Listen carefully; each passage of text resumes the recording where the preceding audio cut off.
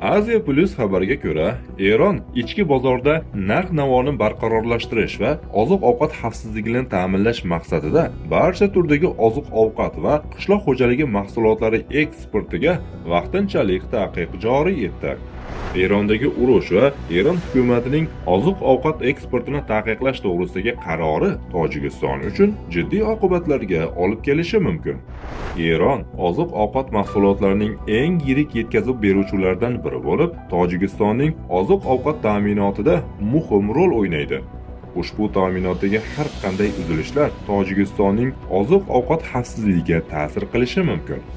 Eron oliy rahbari Oyatolloh Ali Xomeyniyning AQSh va Yahudiy vujudining qo'shma havo hujumida o'ldirilganidan so'ng prezident Tramp Eron bilan yangi urush uchun ulkan maqsadlarni e'lon qildi.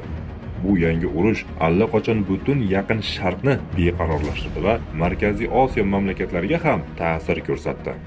Amerika tomonidan musulmon mamlakatlardagi ittifoqchilari bilan til biriktirib, amalga oshirilgan bu jinoiy urushlar va shaytoniy rejalar musulmonlarning qonini to'kishda, ularning shaharlarini vayron qilishda, sha'nini poymol qilishda va boyliklarini talon-toroj qilishda davom etadi.